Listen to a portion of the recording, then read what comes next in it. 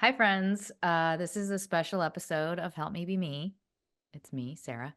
And today I'm talking to Zak Rosen, who is a fellow podcaster. I was actually on his show 4 years ago, which is called The Best Advice Show.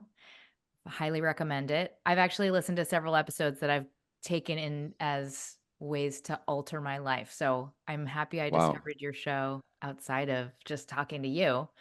Thank Um, you.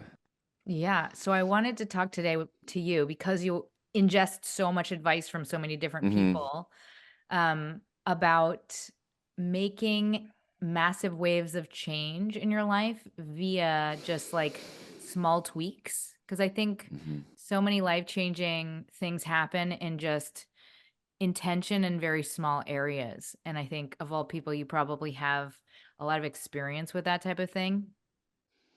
So before we Yeah. dive into my questions, I was going to ask you, I I remember you telling me that the best advice show was kind of a short daily exhale, and they're all kind of different in tone as far as the advice you get from people. But can you hmm tell me about your show, what it is, and it in its essence? Sure. I think it used to be daily, so now let's call it a twice weekly exhale. It's on Tuesdays and Thursdays, and they're short in that they are like 3 to 10 minutes on average. And my theory is that anyone alive has a really good episode in them, Hmm. insofar as they have something that they're doing daily that is simply helping them make it through. And to me, that's advice. Like, what are like you were saying, what are the small things? What are the weird, offbeat, helpful, transformational, granular things you do when no one's watching or when people are watching that just like make you okay or make you slightly more joyful or make you a better partner or a better friend or a better lover to you or to yourself, just like what are the tiny things. I love Mm. minutia. I love like I've always loved like hearing about like what people had for dinner. And I think that that extends to just like what are you doing, like how are you making it work, dude, tell me. So it's a real personal impulse that I want to learn these things from people. And yeah, so I don't know. I had a job 4 years ago when I started the show that was partly about developing new shows, and I was like, well, let me develop one for myself. Let me do something that I would actually like to do, and like this was the one that 600 episodes later, like I still get really excited about it. I love that. Thank you, thank you. Um, I've been making radio. I've been working like as a radio producer for my whole career. Um, And for a long time, I was like, what am I doing? Like, what difference is this making? Who, like, you're making a documentary, like, so what?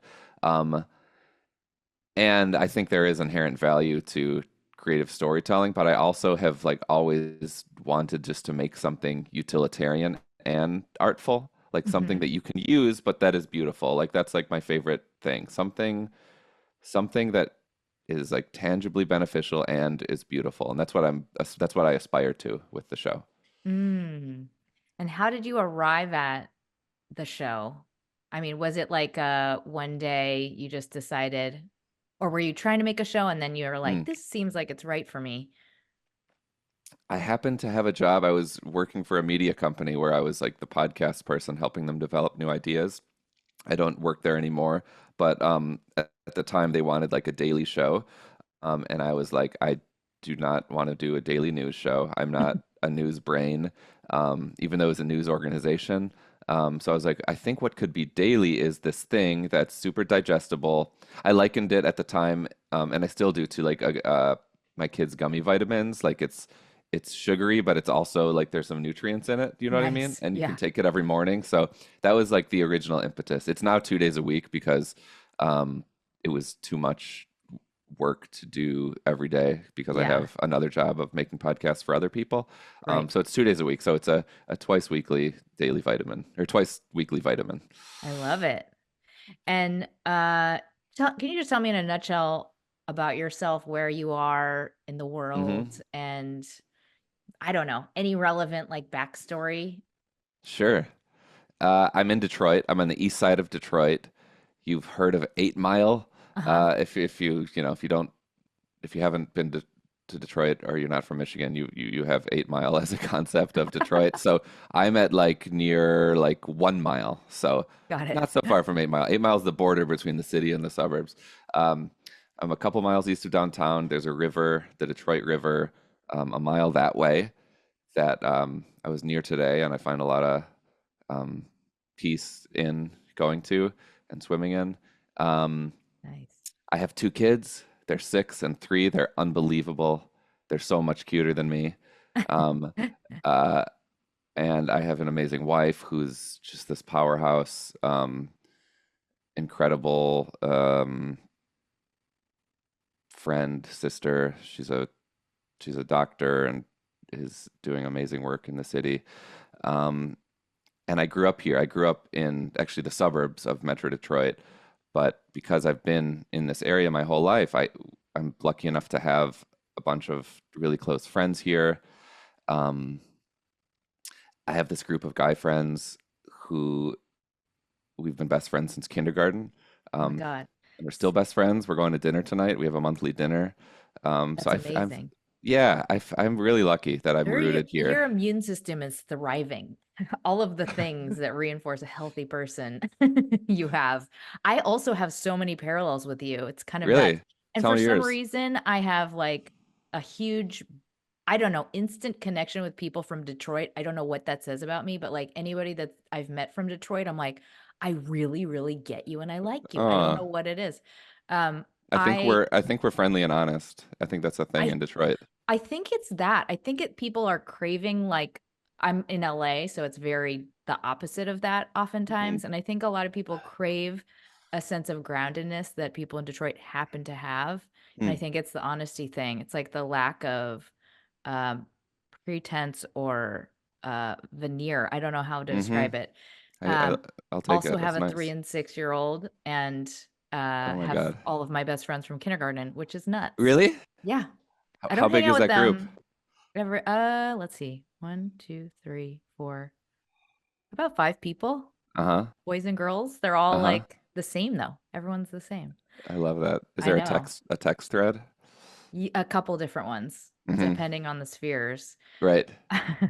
I also Yeah, it's love the so way lucky. you talk about your family too.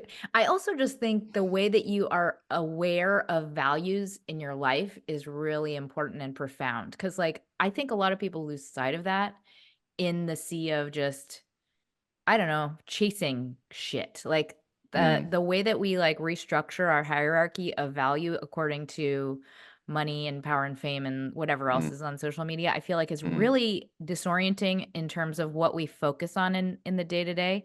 And I think for you, it sounds like it's so clear what has value and what brings joy. And like those are the things you just listed off, which I just responded to. I'm like, oh yeah, that's totally true for me too. And we all have to kind of just reset and remember that.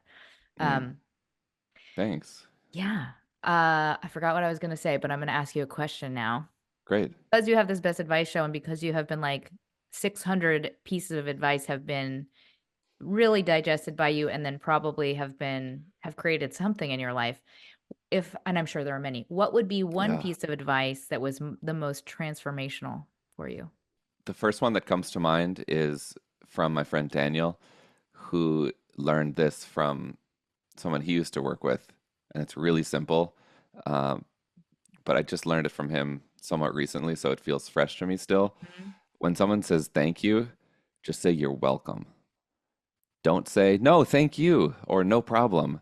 If you just say you're welcome, something happens in your body where you I like will drop my shoulders, and it's this acceptance of um a compliment in a way, like, or a thank you is Mm. something adjacent to that. And it's just like, if you just say you're welcome, I think it's making the thanker feel a lot better, because it's like, thank you received.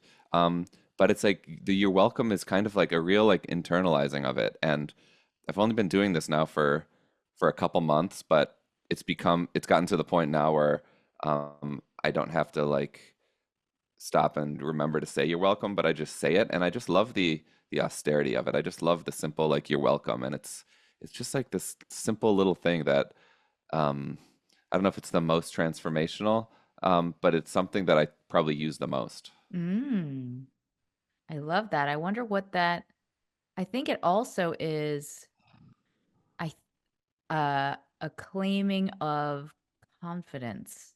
I'm just thinking about I myself. think that's absolutely right. Yeah, Yep. when I say like, "Oh no, it's fine." It's like you Yeah. immediately are handing back the gift. Yes. Yeah. Like I didn't do anything. It's like, no, Yeah. you did. Yeah. And acknowledge that you did something good for someone. Like that's important. And I it's think also that's so right. an admission of closeness too, you know? Hmm. I feel like the one thing I've been realizing lately is like people feel really good when you allow them to help you. They feel super validated, important, and close to you. And a Yeah, way to keep distance from people is to be like, "No, I need nothing from you. absolutely. I will owe you nothing. I will not be Yep. close to you." And Yeah, receiving a thank you is almost an admission of intimacy in some ways. I totally agree. Yeah. Cool. That was an unexpected answer. I like it. Another advice question. What was the hardest piece of advice you ever took? Hmm. It doesn't have to be So, the most, but yeah, a lot of these are like stuff I try to practice and still fail at sometimes too. Like, I had on the musician Michael Franti, um, from the band Spearhead, and something he learned from his therapist in dealing with conflict in his marriage is you ask yourself, do you want to be right or do you want to be close? Mhm. And that's one that I constantly think about when I am in conflict with my wife. It's so easy for me just to start defending myself immediately. This just happened an hour ago. Mhm. I swear, I wasn't stepping up in this particular way for Shira, um, and I caught myself, making an excuse or defending why I wasn't, you know, showing up for her, and that's if I'm just trying to defend myself, then that's not going to get us any closer. Right. Like the goal isn't to be right. The goal is to be close, and it's a something that I don't know. It needs reminding. I Yeah, need to remind myself of that a lot. I know. I think that that's really hard because underneath the response is like the wound, the wound that gets triggered, which is like, "You can't be mad at Yeah. me. I'm good. You can't be mad at me." And you're Uh-huh. saying like, Yeah. "Don't be mad." It's like a little kid that Yeah. you have to kind of say like, "Shh, I'm a grown up now. I'm gonna talk." Like the kid Yeah. Yeah. has to kind of be like, "Meh." And what goes I totally agree, and like what goes along with wanting to be close rather than being right is uh being able to admit when you fucked up. Am I allowed to swear? Yeah. Yeah. Is this it's being able to say like I'm sorry, I messed up, and was I taught that? Maybe.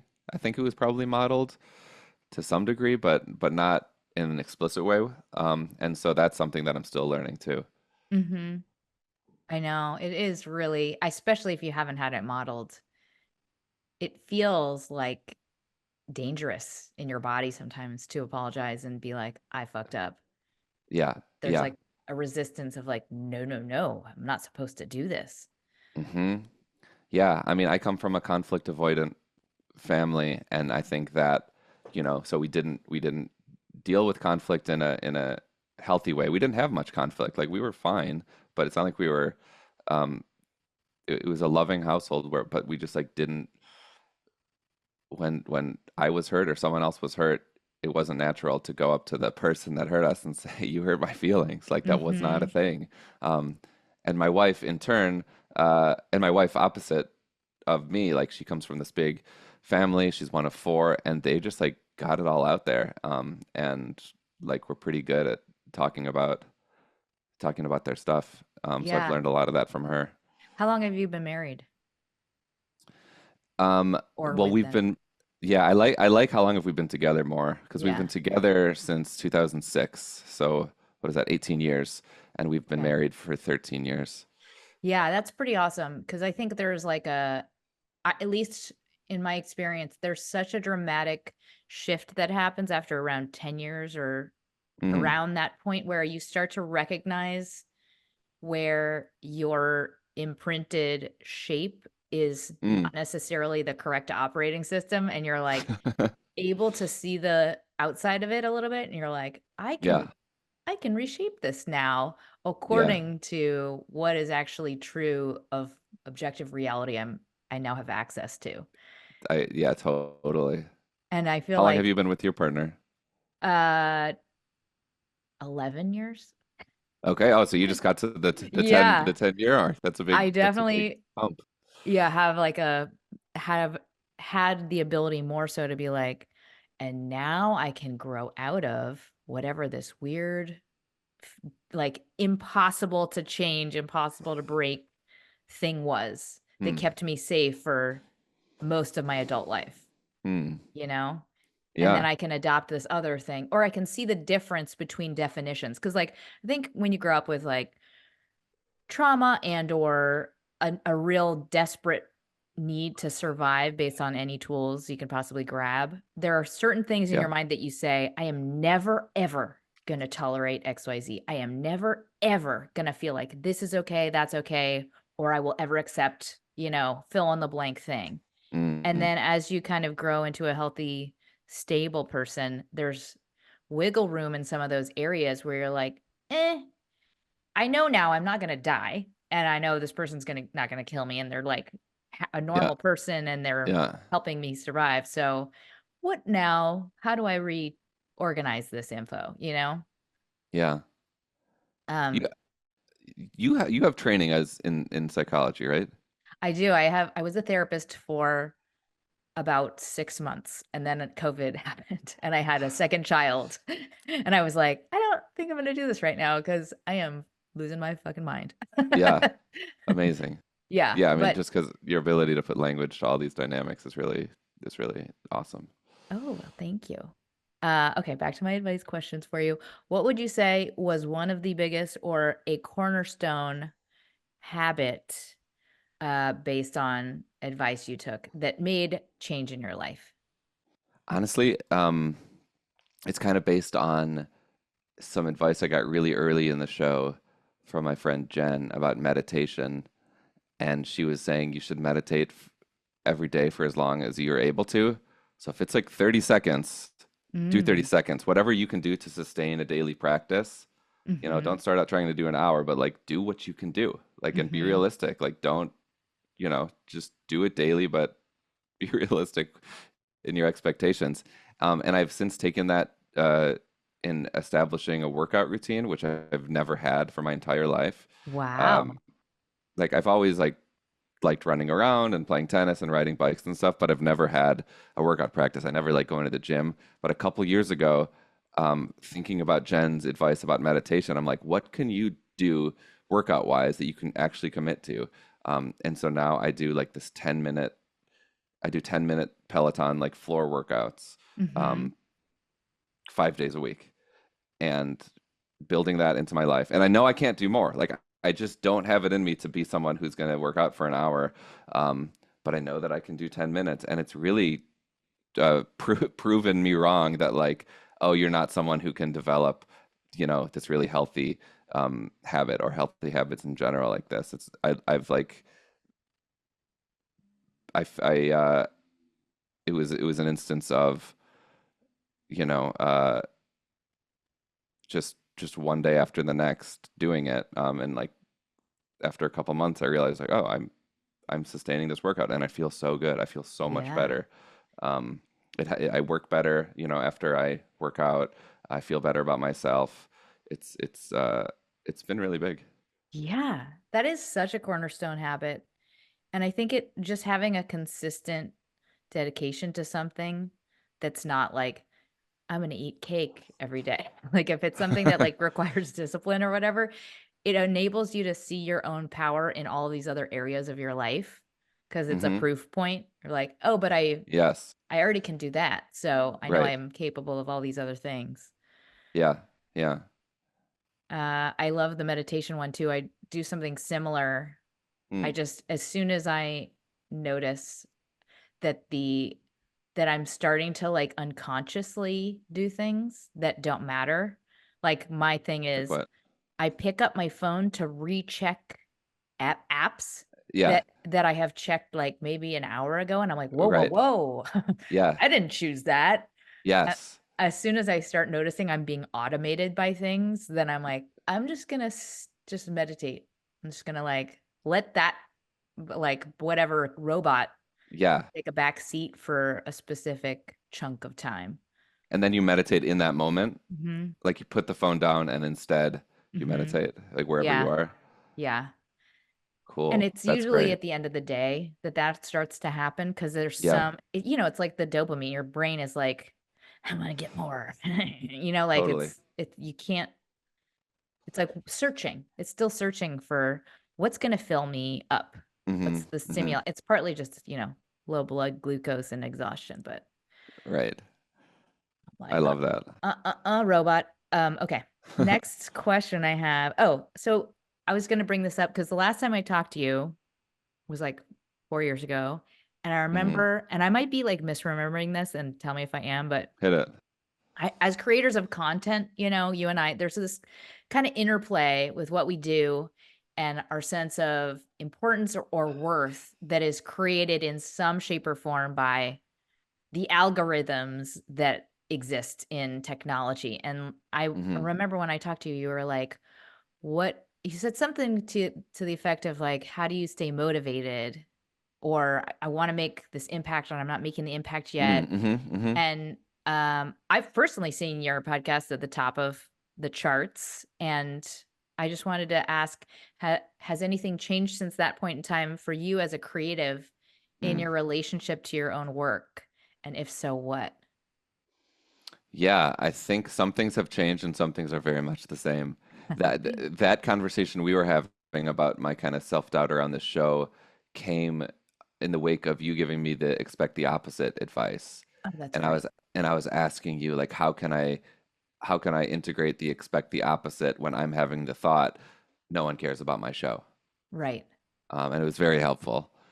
Um, but to your question, the thing that I have been working on a lot um, is this notion of separating my work from my self-worth. Mm. For so long, I was like, if you can just like make this perfect radio feature, or if you can, win this radio award, like then you will have arrived and everything will be okay.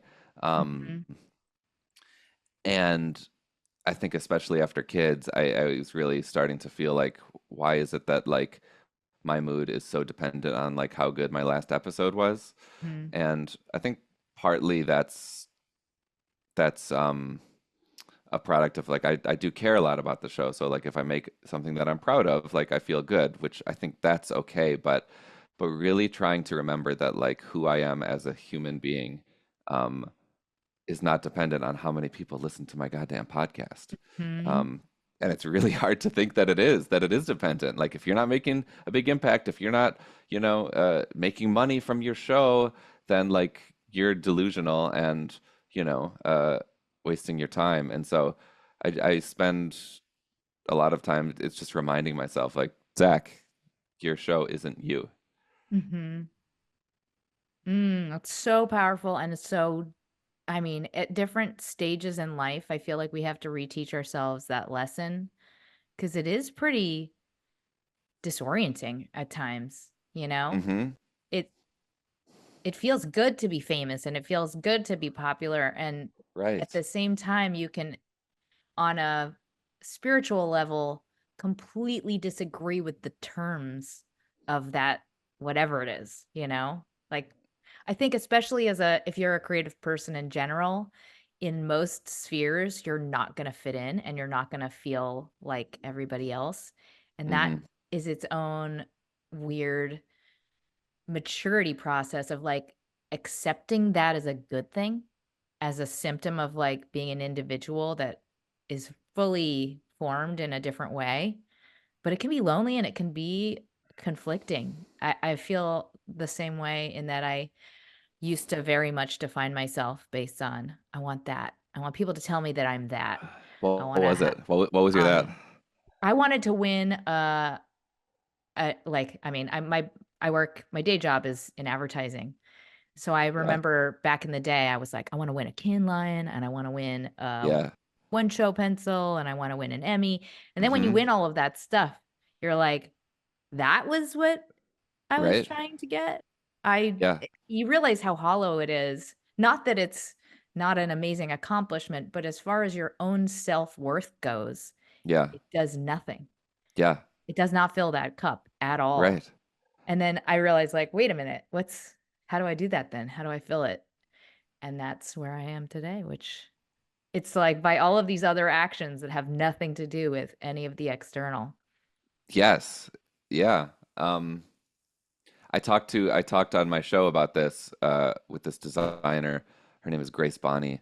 She was like a very successful blogger and an author, and now she's a social worker. And she was having a lot of those same feelings that we were of having a hard time separating her work from her worth. And something that she does to really remind herself to separate is she'll go outside and just watch the birds and realize that there's this entire world outside our window that has nothing to do with us, that's so far beyond Mhm. us, that's just instead of us. And that helps to kind of trigger that thought of, oh, I am not, I am not my blog. You know, Yeah, I am not my work. I like that. Uh, okay, I have another random question. It's a philosophical question for you. Right. What would you tell yourself looking backwards on your life? Like you can pick any age and any time. Okay. So I'm talking to a younger version of myself, Mhm. Mhm. and I can tell that version anything based on what I know now. Mhm. Those are the rules. Mhm. It's okay to be soft. Mm. Ah, that's nice.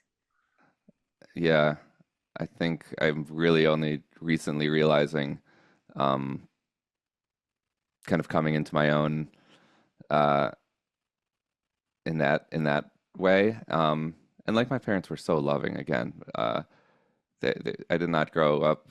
Well, there was a bit of machismo in coming from my dad, whom I adore. But yeah, I mean, you know what it's like, how young boys are brought up, where feelings were just like not an important thing to talk about, to discuss. Um, and I was like ashamed of, I like cried a lot and like didn't feel great about that. And it's just more recently where it's like, dude, that's great. You're a soft crier, and it doesn't mean you're not a man, you know. And so I think had I known that really early, if I had some kind of like, you know, feminine energy from some like older men, I think that would have probably been helpful. But Yeah, you know, yeah. that's that's a really good one. Mine is more I think practical or get leave it to present day Sarah to be like, here are several tools for your past self. Work on those things. I had like so many I was just like, a constant roller coaster and just so baffled by that. I feel like I was like, why is nothing staying the same? And why can I not hold on to anything?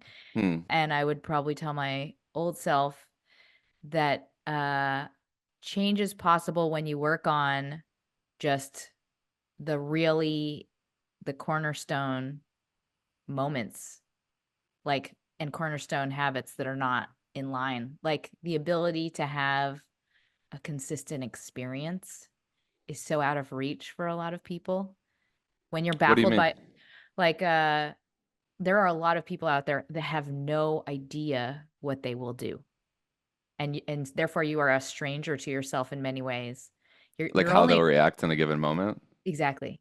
Uh-huh. Like, I don't know if I'm gonna cheat on somebody. I don't know Mm. if I'm gonna go out and do a shit ton of drugs tonight. I don't know if I Yeah. will end up quitting my job tomorrow. I Mm. don't know if I'm gonna end up like that lack of awareness, I think, is kind of a mystery to a lot of people, and Mm-hmm. therefore they usually think of it as it's because I'm a piece of shit, or Mm. it's because I am just like a heartless person that doesn't care, and it has Mm. nothing to do with that. It's really just the lack of ability to be able to align behind what you want, and that continuity. We're lacking the ability to have continuity in your life experience. And that's usually, I would say I'm biased, but I think that's usually a result of some version of trauma, like being triggered and therefore being in a constant state of reaction. Like you're Yes. flailing at every turn in your life. Yeah. So, I don't know, that would be my biggest, like, light bulb I'd hand to my old self, like, "No, no, no, it's not you." It's like, Yeah. this one thing is happening, it's making it impossible for you to actually have a choice in what's happening. So Um, what, I'm just curious then, at what point did you start to build some predictability into it your life? took it took 4 years until I saw some results, because it was, like, the hardest part for me was, like, the way I was coping with the exponentially building traumas as a result of, like, how inconsistent my behavior was. I was self-medicating with, like, drugs, eating disorder, relationships, Uh-huh. and that was creating even more shame. That was like that's the other thing you have to fight off constantly is, Mm. like, your numbing shame. Absolutely. So the therapy, like, took, I wanna say, about 4 years to really stick. To the first one I started with was the one that was gonna kill me the fastest, which was the drugs and the eating disorder, because they call it Yeah. slow suicide, because 'cause you're, like, basically it's like Mm. slow suicide. Yeah. So once I was able to see effects of, like, I'm able to abstain from those things, Yeah. everything else was just like it was like, Yeah. running downhill. I was Yeah. like, "I can do Yes. anything." It was That's the reason I started the show. Hell I was yeah. like, "Oh my god, this is on the other side of that? Yeah. Holy shit." And I was like, Yeah. "I've gotta tell that person, I've gotta tell that person, tell that." Yeah. Yeah, it's so Beautiful. awesome. Yeah. So cool. Yeah, I like that we can actually make change. So that's part of the reason I wanna talk about advice and, like, these little baby tweaks is, like, in the Yeah. moment, it feels like, "Psh, what's this gonna do?" It Yeah. does a ton. It Yeah. changes everything in your life if you start one tiny habit. Yeah. Okay, well, I wanted to take a, like, little pause for a brief word from our sponsors, and then when we come back, I want to do some little tools, because that's kind of what this show is a lot of practical tools. Fantastic. Um, okay. Are you gonna do an ad read right now? No, I edit them Okay. in. Okay. Okay, part 2, the tools. Okay, so I wanted to think of some tools to give people for planting seeds of change. So, like, what could be some best seed change tools? I'm gonna go Hmm. first so you can think of one. Great. This tool is, call it one long day. So one thing that's recently really created a lot of positive change in my life is my ability to guide my actions based on conceptualizing myself as without time. And that means, Mm. like, I see tomorrow as a direct extension of the present moment. And I make decisions based on that as if I'm experiencing tomorrow right now. And what that has changed mostly is what I choose to do, like, in a dramatic way. I used to live by, like, "Fuck it, I'm gonna live for today," and, like, I would just Mm. do whatever I wanted based on that moment. And now I'm like, I don't know, it's just an energetic thing. I feel like I energetically, like, tune into what am I choosing for all of me? Like, I'm already in tomorrow, I'm already in the next day, I'm already feeling that tomorrow. What is true? And the answer has changed quite dramatically. It's usually small stuff like the time I go to bed, or the type of content I ingest, or like how much alcohol I'll drink, that kind of Yeah. stuff where it's Yeah. like it's small tweaks, but at the end of the day, I am living as a more true version of what I actually want, which I didn't conceptualize in this way before. It's been very refreshing. Yeah. That's great. I love that.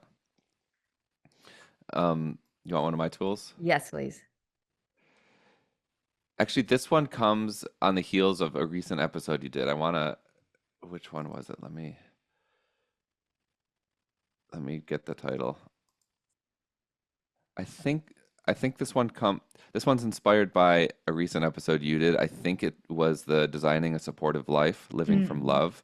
And you were talking about how so many of us we kind of like go through our day, talking to the same people, watching the same shows, looking at the same Instagram feeds, and it just becomes this kind of like predictable path of Mhm. stimuli. Does that Mhm. does, Yes. um and I find a good way to kind of inject some jagged angles into just like the kind of plotting everyday routine, social routine of your life is to talk to strangers.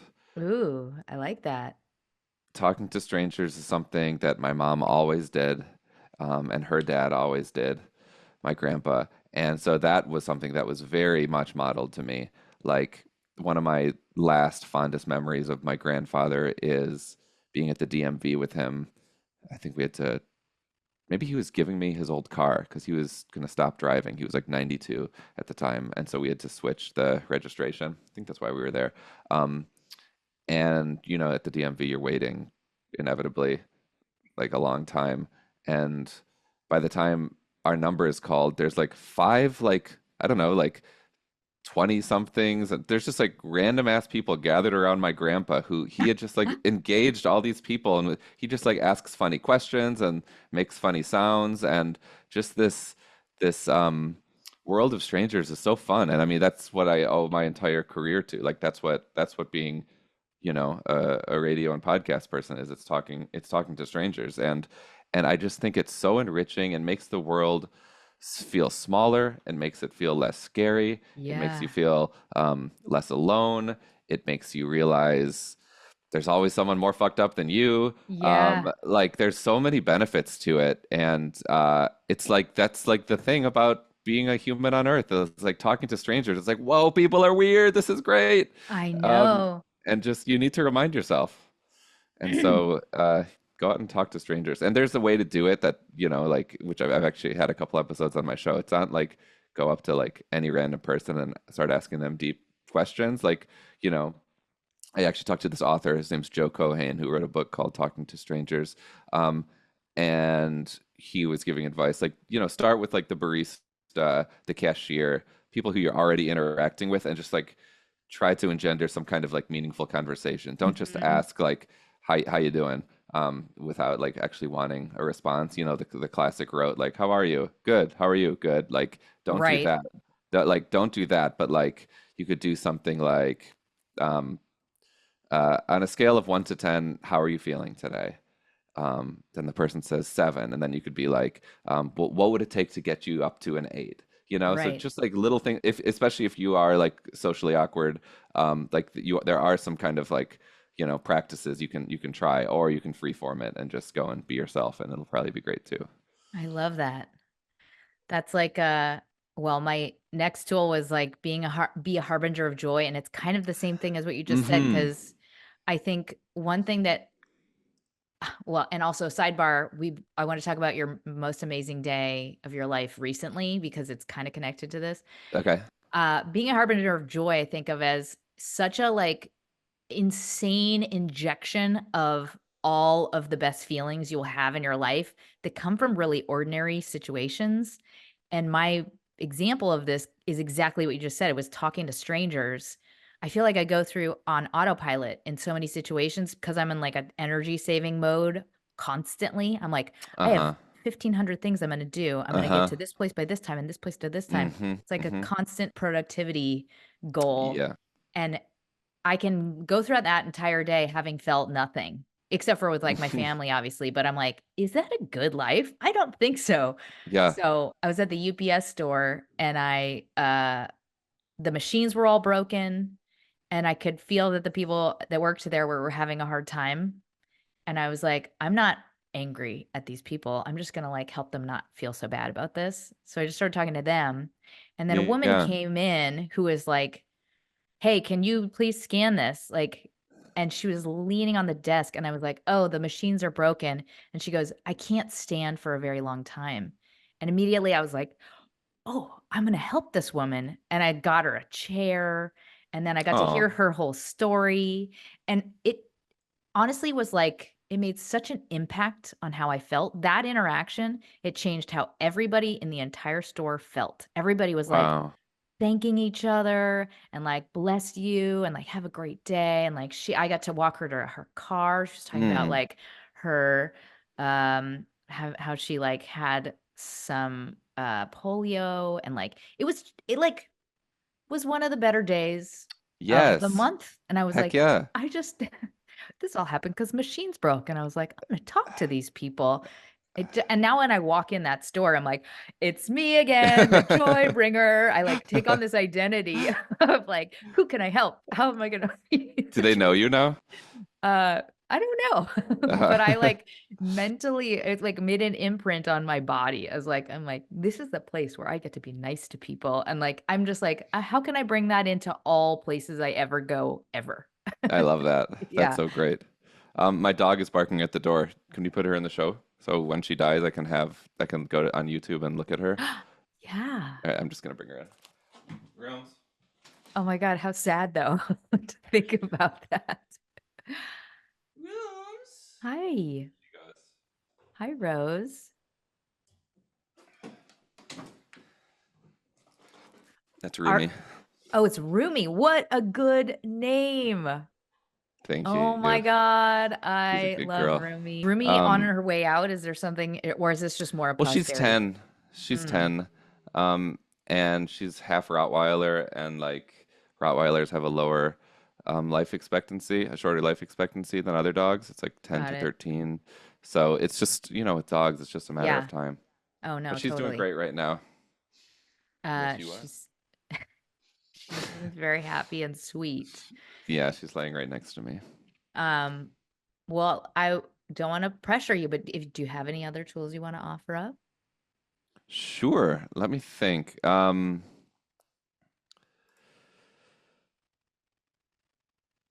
Oh yeah, another one on the relationship advice tip Mhm. w- uh, is I got this from one of the hosts of the podcast Multi-Amory.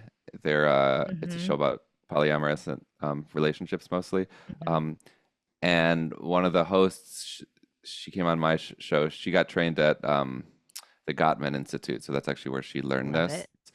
Um, it's about they did a study of couples, and it showed that the couples that accept bids from each Oh, other, yeah. like if you accept like seven bids, like over 70% of the time, like you're doing great. And a bid is like, I'm up in my office and my wife is downstairs and she's like, Zach, come look at this. And accepting the bid would be like getting up from my work for a minute and going down and like hearing what she's excited about rather than being like, I'm busy, you know? Mhm, mhm, Um, and so like if you can, and I'm talking to myself too, mhm. if we can think more about, explicitly accepting bids from our partner and them accepting it from us, it's going to be so good for your relationship.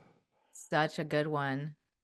Such a good one. I don't know why, but this came to mind for me, which is like in I think we also have to become aware of where and this is for people who are like living in patterns, chronic patterns where things have not been good or where your Hmm. body is kind of used to an uneven setting in your relationship, like where one person's over functioning, one person's Mm, under functioning.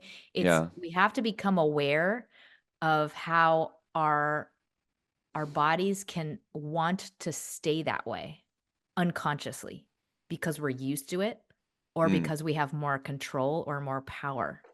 Because that can be totally invisible yeah. to you when you ignore positive bids because your brain is somehow unaware you're trying to keep homeostasis, Hmm. if that makes any sense. I've just Yeah. noticed myself doing that where I'm like, I'm gonna stay the same. I'm gonna resist the current of change. And then I'm like, wait, what? Why would I do that? I want all positive things to happen. But your body is like used to I'm keeping the ship running on the same exact, path, whatever it Yeah. is. Um, okay, that's a really, Yeah. really good one.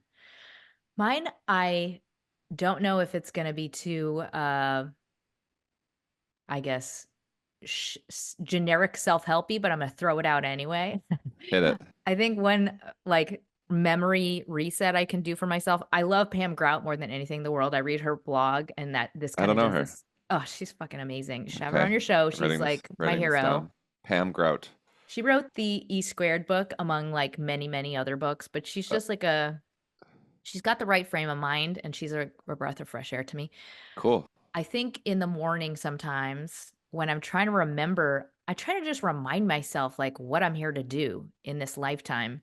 And I have to reset that away from, I'm just gonna check 500 boxes today, you know? Yeah. And what I remind myself is like, where do I plan to be in a year from now? Like, what do I want my life to look like? What do I wanna Yeah. have felt in this year? And if I can just approach my day with that in mind of like, I just finished a full year. What happened? Was it a lot of laughter with your kids? Was it a lot of like games? Or did Hmm. you finish so much work? Right. Right. Oh, And that's that fantastic. brings me to, you just a week ago, you were like, "I just had one of the best days of my life." Can you tell me what that was? Yes. Um, I'm sure I'll start crying, but it was it was so before we had kids, I was really like wondering if I would ever have like a life again. Like once you have kids, like can you still like be a person in the world? Like Detroit is just like the best city for art and music, I think. And before kids, I would go out all the time, and I would have meetings, and I would go to openings, and I would go see movies, and I would go to concerts, and I was like really not looking forward to giving that up. Mhm. Um, and sure enough, we had our first child almost 7 years ago. And you know how it is when you have a baby, it's just like all hands on deck. There really Yeah. isn't time for much. Like you do have to really give up some stuff. Yeah. And the kind of Detroit culture life kind of fell by the wayside. COVID didn't help. Um, uh, and it's only now that my daughter is almost 7 and she's just so cool and down that I'm starting to be able to like go to more of these things, and now I can take her and take my son too. And so this day that you asked me about was we were talking on the phone, and I mentioned I just had one of the best days of my life. Um, it was first of all a perfect spring day in Detroit, so it was probably like 68 degrees and sunny, which is perfect for me. Yeah. Like I love like a light pant and t-shirt weather. Right. Um, uh, and there was this big sculptural installation that was being unveiled at this park near our neighborhood. My daughter rode her bike there, and it was her first time like riding kind of off on the main road, which is a big deal. Um, and we went with a friend, and we saw a bunch of other friends there. Um, and then from there, we went home. My wife and son rested, and there was this other big opening at this other art thing, also not far from our house. Um, and it was like this big, like there were probably thousands of people there. It was this kind of project that was a long time in the making. And my daughter came, and she was just like totally transfixed by the art in a similar way that I was, and she was just like Nice. feeling it and so excited. And then our friend was having an art opening that night, and we all went, and it was at this club that was like this dance club, but they were like really open and excited to have kids there. We saw other friends there. It was like we probably saw like 50 people that we knew that day, saw the most beautiful art. The weather was perfect. Didn't get in my car because we were biking. It was just like, man, I am so lucky to be here in Detroit with back to where we started, with my Yeah. family, with in this community. And it was just like, damn, I am Ah, lucky. I just felt rooted and full of joy. love that word, rooted. Ah, that's so great. Such a What fun day. what a wonderful day. Yeah. I love it. Thank you for sharing it. Thanks for Uh asking about it. Yeah, I mean, I'm feeling all like warm and fuzzy. So I'm going to Great. wrap it up. I wanted to ask if you have any plugs or anything outside of your show. Give us all the list of the things. Also put links in the show notes. Yeah, listen to the Best Advice Show and call me with your advice. Like I have a hotline. The number is 844-935-BEST. And my favorite thing is when I wake up in the morning and there's like a random call from some person in Iowa who's like, "Hey Zach, I've been listening to the show for a while. Here's my advice." Like that makes my day. I mean, that becomes the episode. A lot of episodes are just the voicemail. Um, and so please call me, give me your advice. You can look at the archive of episodes at bestadvice.show or wherever you listen to podcasts. And I also host a twice weekly parenting show for Slate with two amazing moms called Karen Feeding. And so if you like parenting shows, you should listen to that. And that's where I just Nice. talk all about my kids every week. Ah, I love it. Thank you so much. I'll put links to that, both of those in the show notes. And I hope we do this again. This was a lovely convo. Ah, this was so fun. It went so fast. I know. I know. It went so fast. All right. Well, I hope you have a great rest of your week and a great weekend and have so much fun with your family and your friends. You too. Thank you so much. Sure. All right. Bye. Don't forget to smile.